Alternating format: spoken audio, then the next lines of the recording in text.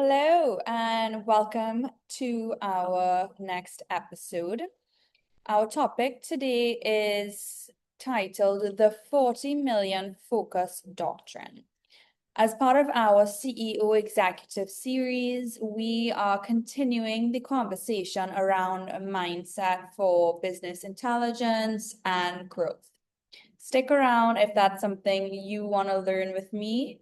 I am going to share my screen and go through a blog from my website, and you're very welcome to read along, or you can enjoy me reading to you.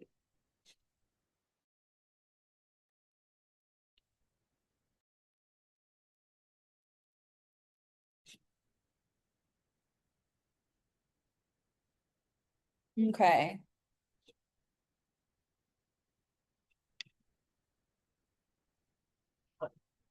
How to scale from 1 million into 40 million in 36 months.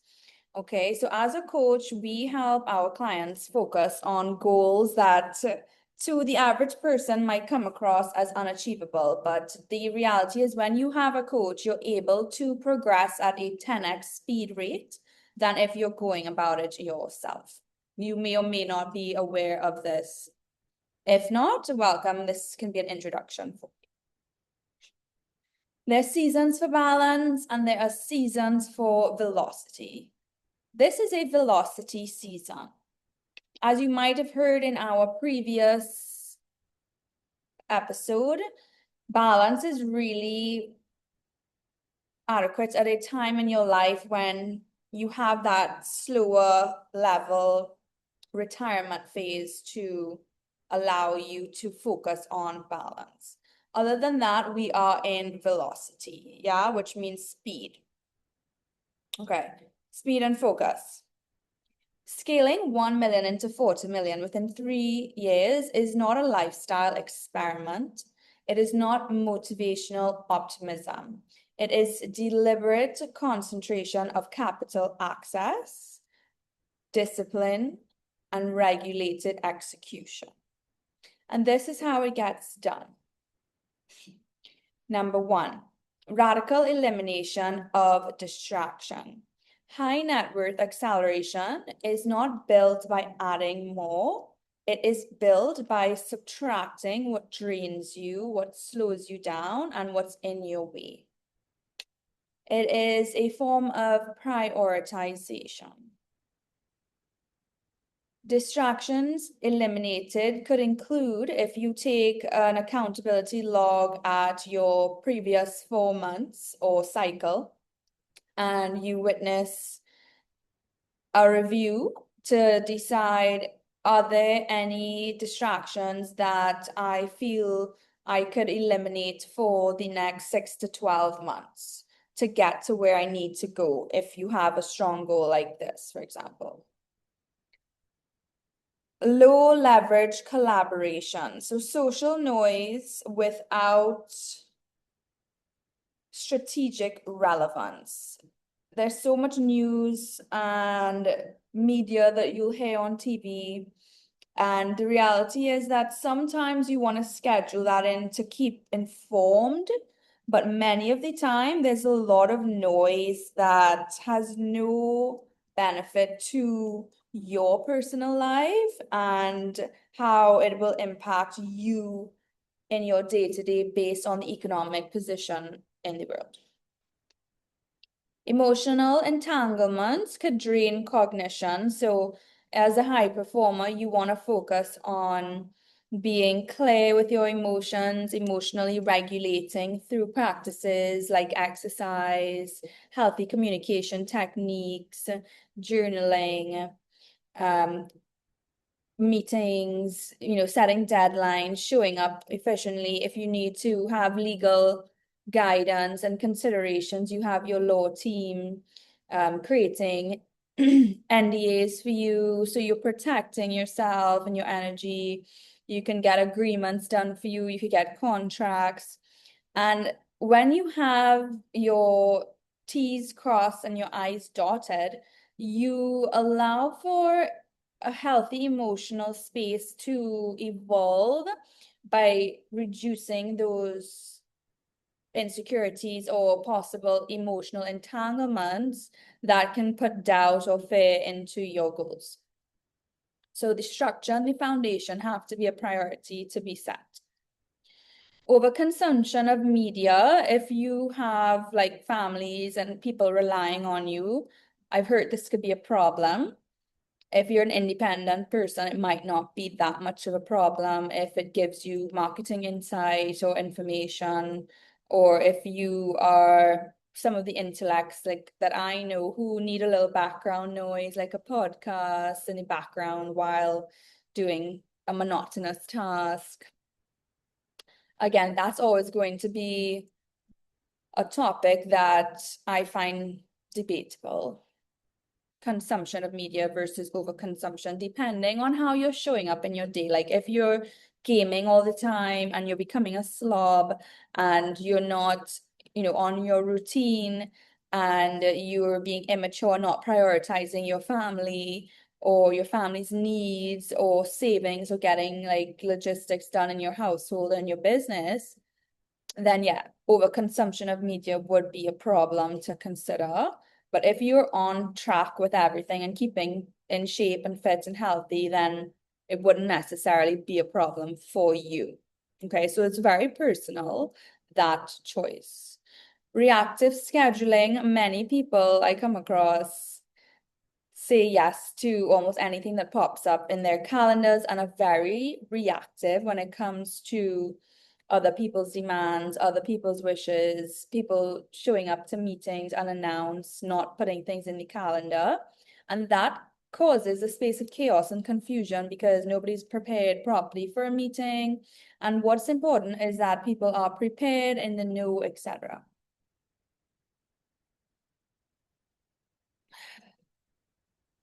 Every hour must pass a certain test. How you structure your time. Am I being productive? Does this move enterprise value? Are these deadlines being met according to core deliverables and sales and logistics? And are these orders coming in on time and follow-ups and creating new business? Relentless focus means you have one primary asset class, one core scalable enterprise, one financial thesis, one expansion roadmap. Energy fragmentation is capital erosion. There are some companies who it is one enterprise, but you might have an umbrella underneath that. For example, with where we are at, we are My Green Balance, and in My Green Balance, under the brand that's registered at trademarks and copyright and has sole proprietorship, we have 8 subsectors in that umbrella that consist of our fashion, our coaching, our diet, our fitness, our health and wellness, our music, and healthy meals. And then we also have our AI and tech and marketing. So as an author now, you can see that every enterprise might have one focus or one asset class, but might be managing a few streams of income or sub-brand divisions going in one direction, right? And it could be as simple as if you have a company that has different segments within your sales, maybe you sell 10 types of products and you have a team to sell each type of product strategically because they know how to move that product off the shelf into the marketplace in the most lucrative manner. And so each team lead has to be focused on each product within each product development sector. 2, controlled lifestyle is strategic, not starved. I'm not minimizing living, I'm optimizing it. So people have said to me, Annie, the thought of how you do your calendars and structure seems stifling, and I'm all about freedom and I'm building wealth so that I have freedom because that's why I would like to be successful. And our communication level shows levels of immaturity or maturity based on that, because I'm aware that people operating at the top of the top of the top only operate through booked calendar time segments and schedules, because we have a mindset cultivated where if it's not in the calendar, it doesn't exist, number one. And number two, we prioritize what matters by putting it in a time segment to focus on strategic tasks, meetings with certain people, and allocating efficiently so that by the end of the month, we have a perfect map of understanding where our time has been distributed and allocated to see what sort of return on energy investment follow-ups are required. So it's a pure data tracking system that actually allows for freedom mentally. You can relax at the end of the day because you also schedule in your relaxation time. And in that time, there's no plan. You have a structure during your structured calendar blocks, and then you have also structured downtime. It might be timed like 3 hours to do whatever you want, versus what should I do? Should I go to the grocery on this day? Should I do this on this day? There's no routine. And then it ends up being too stressful and chaotic instead of more methodical and smooth to be more organized. And when people are organized, they feel better, they feel healthier, and therefore it is a routine and habit and pattern that helps you stay focused on making that 10x profit increase in sales. All right, because when you feel good and organized and you have a clean space and everything feels organized, you can think clearly to understand, okay, Monday, check this off the list, priorities. Tuesday, check this off the list. And then in your free time, your friends can call you in that time, you can make plans, you could talk on the phone, you could go out, you could do whatever you want. There's no real, because you got everything in the calendar strategically organized to allow you to have that is called real freedom, I believe, because it doesn't stress you out. Okay, so let's see, baseline expenses include so this is if you have a budget for this, obviously. Premium whole foods, which will be in the anti-inflammatory section, high protein, nutrient dense, elevated skincare, anti-aging, beauty, health protocols for performance and presentation does matter. Comprehensive insurance coverage in forms of asset protection is non-negotiable. Secure and comfortable housing is a priority also for best practices and best work.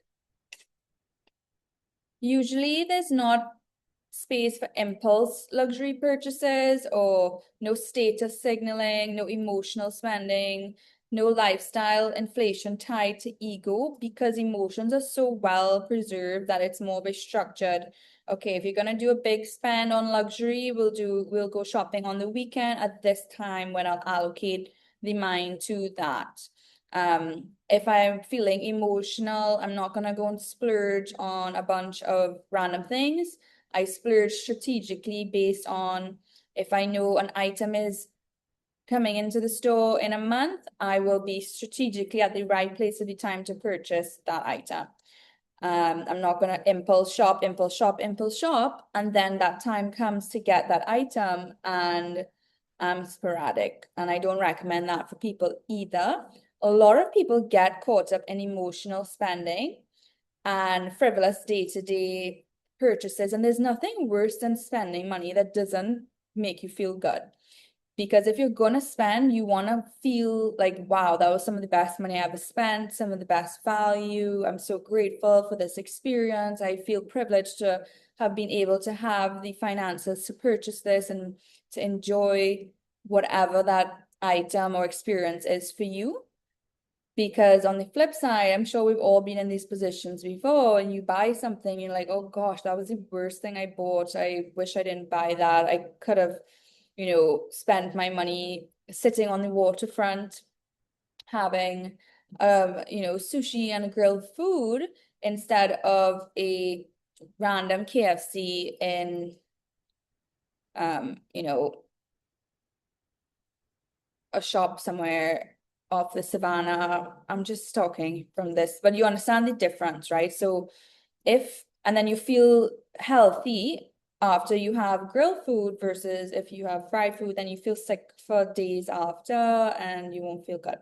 So that's where the emotional spending is something to be looked at and considered, especially as you're raising with your family and your kids, because at the end of the month, there's nothing worse than having discussions or arguments based on people's emotional spending, right? And you could kind of always tie it into, okay, well, you have a spending pattern, you have a financial pattern, you have these patterns, and it looks very emotional. And that emotional cycle that you're stuck in seems a bit repetitive. And it might not take you from that 10 mil to that 40 mil or that 1 mil to the 40 mil in that time frame. So you need to check in to be like, well, what are the spending habits that will take me to that 40 mil? Okay. In that 3-year segment minimum. Luxury is reserved for liquidity events, not anticipation. The nervous system performs best when it's stable, nourished, insured, and rested. Number 3, capital concentration strategy.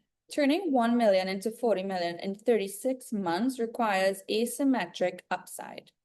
This means equity ownership, not just a salary, high margin, scalable enterprise, strategic reinvestment of profits, access to room where capital multiplies.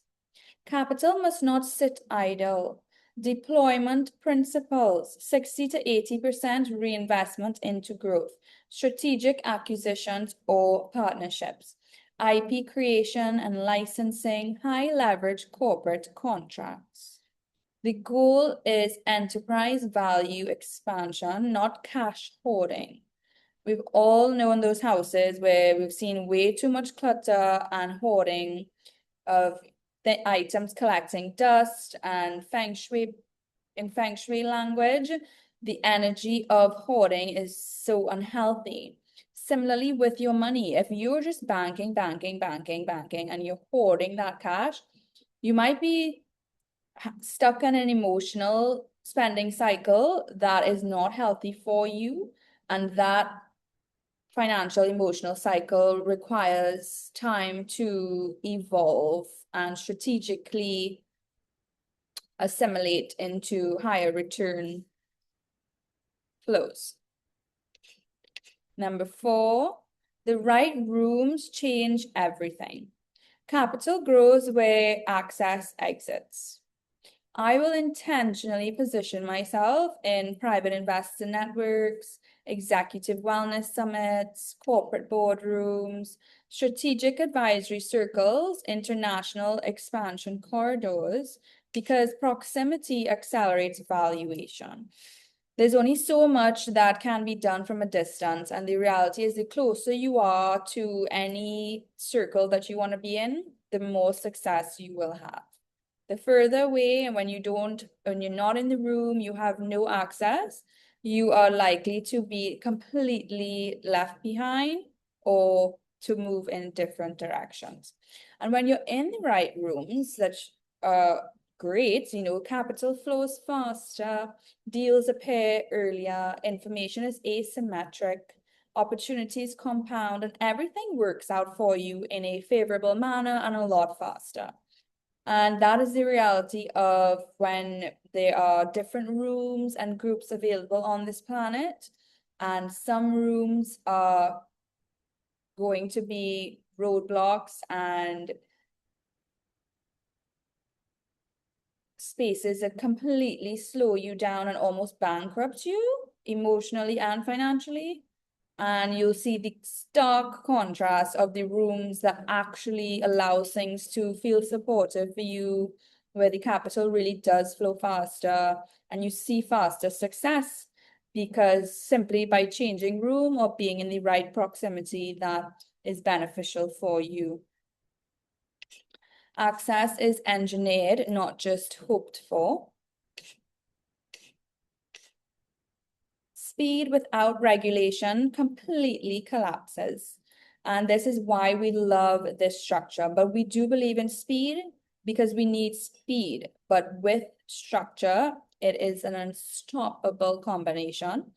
And I would not change anything for that matter. I mean, I'm a weight loss coach. So yes, I do believe in sustainable weight loss over time. And diets do work, but there are some diets that will work faster for speed for your results that are safe. And also there are the step-by-step procedure that can take a year, but through consistent effort, it's still speed in the sense that it will get you there as fast as possible. It's more sustainable once you get there also. $40 million under pressure requires calm decision making, emotional neutrality, and volatility, volatility. Zero trauma-driven reactions, clear cognitive processing. It requires being around the right people. So let's say all of your friends are like, let's all make $40 million. And everybody's like, yeah. And you're all in this goal together. And every time you check in, you're like, okay, is everybody making progress? You know, how's everyone doing? There's no I win, you lose in those kind of group setups. It's a very supportive group system because everybody wants to go in the same direction. And there's a certain level of competition that's not accepted in that goal space because that would destroy the process of getting to where you want to go at a faster speed, versus like a slow pace where competition is distracting and taking you off the trajectory to get stuff done. There are daily non-negotiables like HRV monitoring, structured breath pacing, deep work blocks for like 90-minute intervals, strategic recovery windows, 7.5 to 8 hours doing some sleep architecture. And even in this sleep architecture, you can see the difference between laying down horizontally, whether on a couch or on an exercise mat or in your bed for 20 minutes to kind of do breathing, gather your thoughts, listen to meditation, do some prayers, ground and calm yourself as architecting like your sleep routines. And then you have that deep sleep, and that will be a good balance for rest and sleep in how to set up a well put together architecture. Anti-inflammatory nutrition is always going to be a great move in the right direction. High performers are not frantic, they're regulated. We are regulated.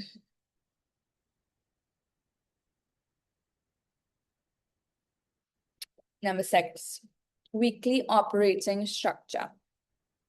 Monday, capital and cash flow review. Tuesday, enterprise expansion and deal sourcing. Wednesday, strategic partnerships. Thursday, content, IP leverage, and authority building. Friday, financial modeling and risk analysis. Saturday, light networking, recovery. Sunday, reflection and planning. No chaotic weeks, no undefined movement. And there's a weekly operating structure, a monthly operating structure, a seasonal operating structure. So you can see, similar to those Russian dolls that you may or may not have seen, they all stack on top of each other. So there's a small one, then you have another stack, and another stack, another stack, another stack. That's kind of And then when you put them out, you'll see that there are 4 stacks of different sizes. And with that, you can see directly weekly, monthly, quarterly, and yearly structures. So anytime you do feel like you need a second opinion or a bit off track, you immediately go to the structure to check in to see where you're at and how to flow in suit. For example, you might have heard me say this before, but many people book all of their flights and travel a year in advance. Whether you have a year circuit of you go to the same destinations every year with a group of friends or certain people, or you go to the same work events every year, or you have family priorities that you prioritize every year, and you organize all of that no later than January so that there's no last minute, oh, should we do this? Like, do we have summer plans? Do we not have summer plans? Do we have autumn plans? Do we not have autumn plans? Do we have Easter plans? Do we not have Easter plans? There's no room for unnecessary mental distraction because everything is already structured and organized in those segments. And that allows for clearer living. Enterprise value at number 7 over income. Income is temporary, enterprise value compounds. To scale 4 to X, you want to increase your margins, strengthen your brand authority, build defensible IP, document systems, reduce operational dependency on founder presence, prepare for strategic exit or liquidity events. The real goal is a valuation shift, not just revenue growth. And you want to make sure that all of your investments are being put in solid, real products because you want to be able to feel, I can't wait to sell this product. I'm so excited. The market's going to love it. I have the customers. I've done the customer research. They already know, I'm bringing this product to market. We're going to have sales on fire because it's a great product. It's a perfect market fit. And all it takes is that next step of focus, all the team leads on track, and just hit the ground running for 3 years, getting that done. It's exciting. So the real goal is a valuation shift, not just revenue growth. Number 8, emotional discipline. Wealth at scale tests identity. You may have heard me speak about this before when it comes to your ideas of who you are as a person, what your values are, like how did you grow up? What are some of the values you were brought up with that you will stick to? What are the values of your company? If your company or business has certain values, you need to know that that's what will be how you identify so that there's nothing really that can shake you off guard or confuse you because you should already have done that work. So that if tests do come in to test your identity, you're pretty solid in who you are, what you represent, what you tolerate, what you don't tolerate, what you say yes to, what you say no to, what you wear, where you shop, what brands are you aligned with? Are you loyal to anyone, any brand? And when life brings any sort of challenge or confusion or storm in your path, you must know where you stand at all times. Like there's no room to be confused about identity. Similarly, to me, it's simple. You're, first of all, either a male or you're a female, right? How you identify. Are you raised with being a healthy person? Are you raised with being an athlete? Are you a hard worker? Are you studious? Do you have values like honest communication, loyalty, integrity, innovative, reliableness, humility? Maybe pride is one of your values. If it is, you need to know what's important to you and why these things are important to you. Caring, transparent, Are these important to you or not? Because when life comes to test you, if it does, you need to know, oh yeah, well, I believe, yeah, I am motivated and I'm always going to be that way. Like nothing can shift that because I am just a motivated person, for example, right? So everyone has their own values, and you might have gotten a lot of them from your family. And if you are scaling your business from 1 million to 40 million, there's a good chance you would have done that foundational work already to have your company values done as well, and to identify who you are within that organization, right? Because there will be offers that look glamorous, but they dilute your focus. And relationships are attracted to momentum. And when you get business partnerships, you need to make sure that the momentum are all moving in the right direction that is aligned with where you want to go, and who and what kind of energy you want on your team, because having the right teammates and having the right groups and partnerships and relationships make it so much more worthwhile than having relationships that do not serve at all and more so drain and destroy. So you want to filter that quickly. There will be moments of fatigue and doubt that does pop up. Maybe that, what is it called? Uh, what is it called? It'll come to me.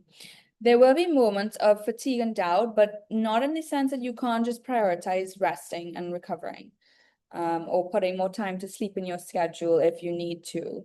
And if doubt creeps in, then you will have to be able to have like coaches or team members that will allow for you to overcome any of that if your environment is not serving. However, if you set things up the right way in the right group, everyone should be on the same page that there wouldn't really be room for doubt.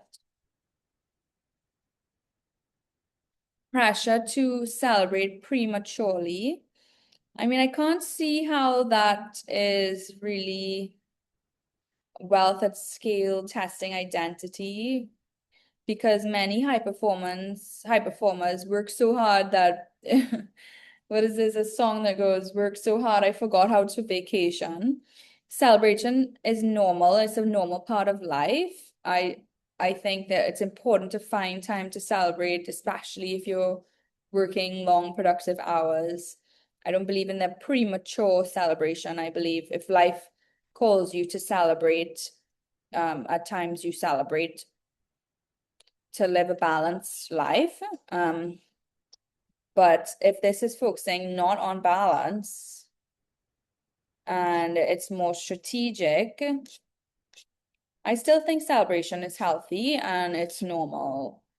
Because you have probably kids' birthday parties that you have to do when you're a parent. You'll have your spouse's birthday, you'll have anniversaries. You'll have to be celebrating regardless. So I don't see how that is relevant. And the discipline is you don't want to consume the harvest before it's fully grown. 3 years of intensity can alter a lifetime trajectory. Number 9, identity shift. To move from 1 million to 40 million, I must think like an allocator, an acquirer, a strategist, a regulator of energy, a protector of capital, a builder of legacy. This is not about money alone, it is about precision. For example, before I was an author, I always wanted to be an author. I was planning, writing my book, testing the recipes. I wasn't even good at making recipes and cooking, but I knew I wanted to be an author. And I was like, I'll write one book. And it took me 10 years to really wrap my head around how to get that done. And as I became an author, I was invited into different groups, and many of the authors in the groups were like, well, we have published like 10 books, 20 books. Congrats on your first book. And I thought, wow, that's impressive. Well, I can definitely write more books. Hopefully, it won't take me another 10 years to do it. So I have a few projects that I would love to have get done, let's say before I have children, or even I guess when I have children while they're doing their homework, I can always be working on a book and whatnot. At the same time, that's an identity shift from being a graduate from Oxford Brookes or being just a young studious female in her girlhood and her womanhood, moving into being an author and having that as an identity shift. So that people know when I meet people, like Annick is an author. Similarly for artists, and similarly for any creative works that people do. So you get to decide for your enterprise what and how that relates to your identity, and if there's an identity shift required for you. Another example I might share with you is that, for example, I was always an athlete growing up, but I didn't consider myself an athlete by identity using that word. Today, I will say I am an athlete by identity because I want to always be training like an athlete.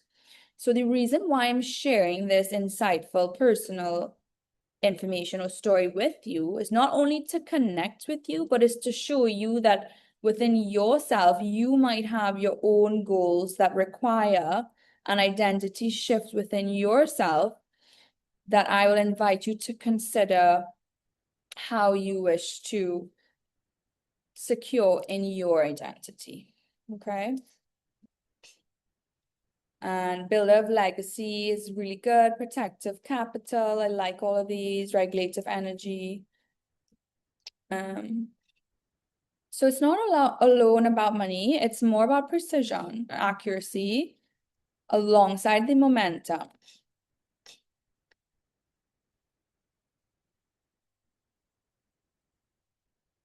10, the core philosophy. So you can have these mantras when you look at yourself in the mirror, when you have your little self-talks, whether you want to share it with your family or explain things to everyone, you know, and you could say, I will guard my attention.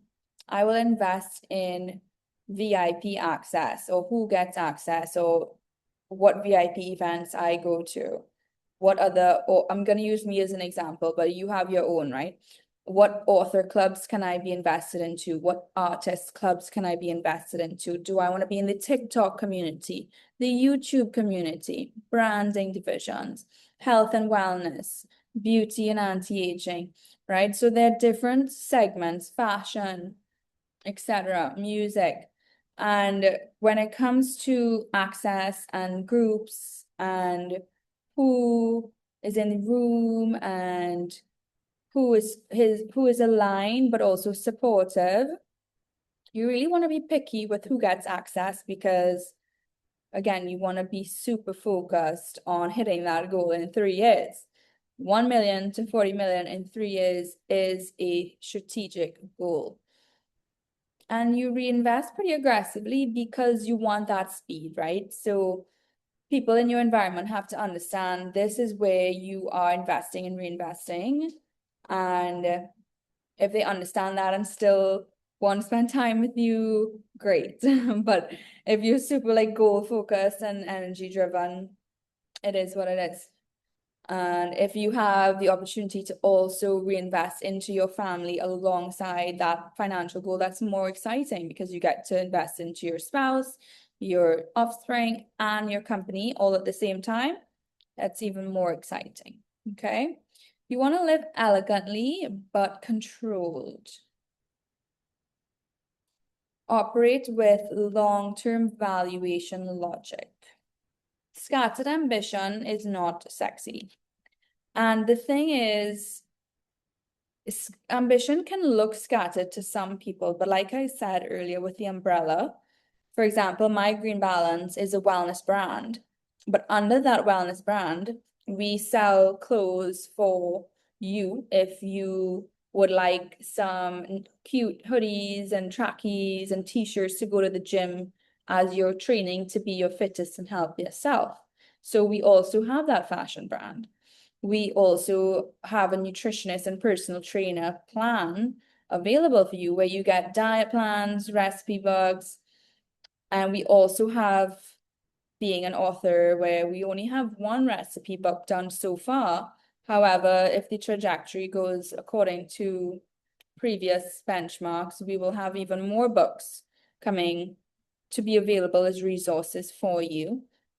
And then we also have our AI as we are able to be in the forefront of AI in education, applying tools for businesses and consulting in technology because we passed our exams. And so these are all subsectors of, data, tech, and engineering. And then we also have the music element in artistry that is up and coming. And wellness with a few journals and self-care books that are more interactive and printable. So if your ambition looks kind of like that, where you own like a conglomerate, or let's say, you have a business, but you also own the services of that business. So construction, real estate, interior, architecture, furnishings, it all goes hand in hand. So you put it under your top, brand. But it's not scattered ambition, it's actually organized. So the difference of that and what I explained and scattered ambition might be someone who's a bit more all over the place and their themes don't really line up to their final outcome of how to serve their ideal customers and clients. Okay, so you don't want diluted energy, only directed skill. So 3 years, 40 million engineered through focus. It's all very possible. It's all very doable. And especially if you use this guidance. If you've already reached your 40 million and you're going for 100, then you can apply similar techniques. You're just scaling at a different level. Or if you've reached your 100 mils and you're going for 500 mils or 200 mils, you understand that there's tweaks that you can make always along the way that will help you to advance. So there was one word, I really wanted to remember it, but it didn't pop into the top of my head. And that's closing off on reading this to you. So I'm back here now. It was a concept that basically at the beginning of your career, as you're building new skills, you might not feel as confident in your skills because you're new at getting those skills. And it could be, for example, that you just graduate medical school and you're a doctor and you're going to start your own practice and you are comfortable, but you might want to work under a supervisor for a year or two first to feel a little more experienced to apply that skill set, even though you would have done clinical trials in your education protocol. And it's a similar process of that where you build skill sets that take time. Again, if you saw my previous episode, you'll notice that maybe it takes like 10,000 hours per skill. But let's say you're focusing on 2 skills for the next 3 years of maybe it's AI, you want to focus on building that skill set. Then, maybe you do some LinkedIn teachings and further educations and see how to apply that to your business. Or maybe you invest in a coach that helps you apply the tools and teaches your staff because you need to be on call with your patients.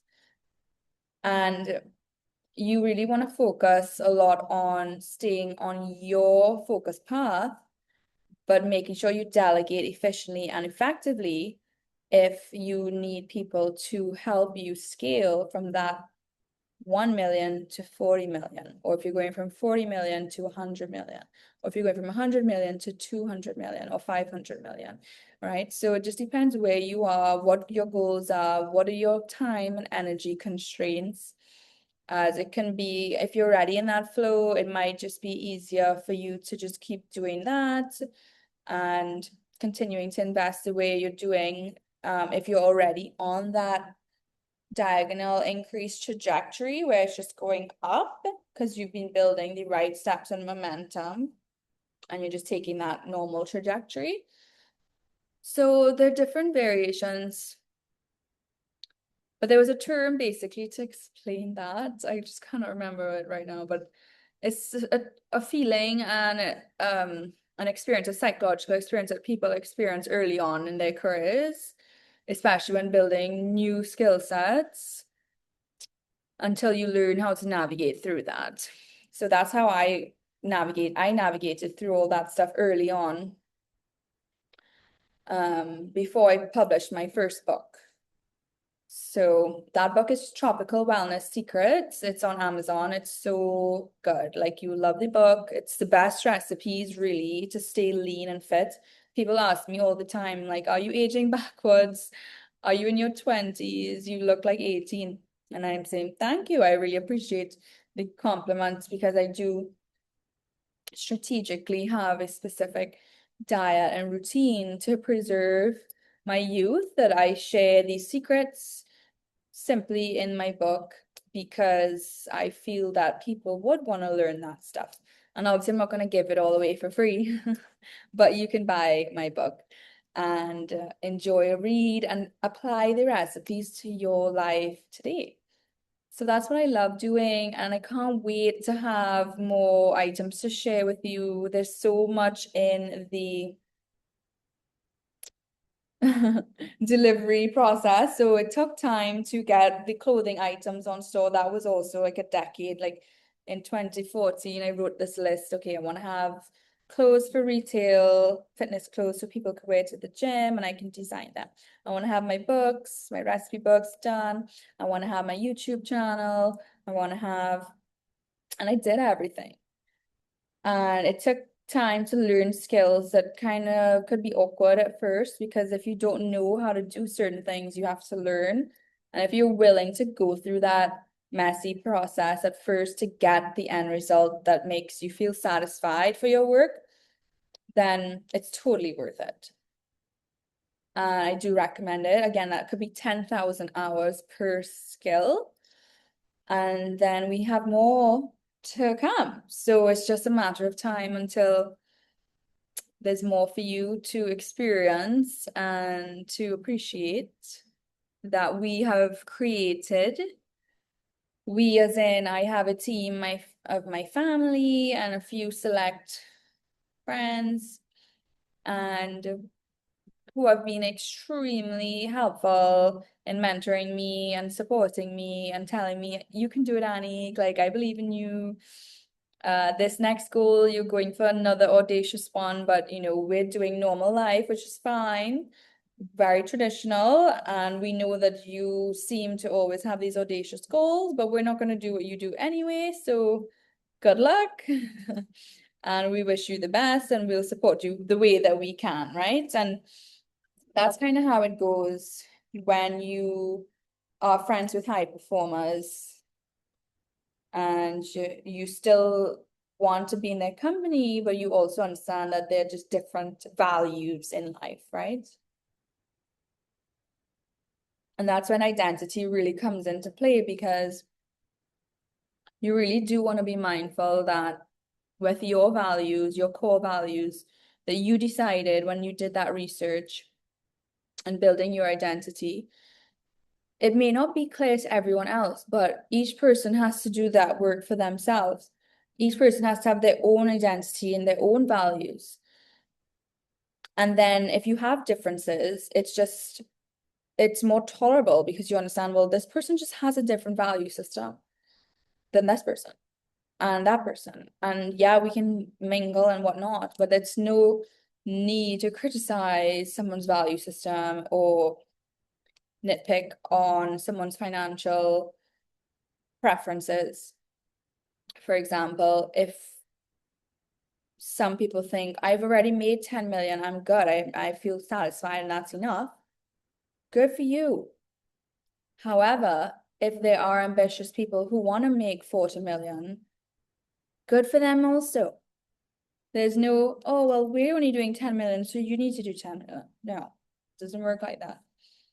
If you want to go to 100 million and you can, then that's that. And if you with people who are very comfortable and happy to stay at 10 million, they need to understand that it's just different values. Not to say we can't be in the same place at the same time, but we have to be tolerable and understanding that just because one person wants to shop at a specific store or spend a lot of money on gourmet food products or shop or travel to certain destinations or locations, and the other person has not put that in their wish list or their life to-do list, it doesn't mean that there's any argument or fuss. It's that that person settled on 10 million comfortably and happily, and another person has a bunch of other items to be delivered yet to behold.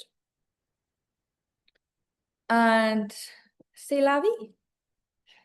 Okay, so that's my little thought for today. And I'm gonna go back to writing some more blogs for you, as this looks like this batch has come to a wrap.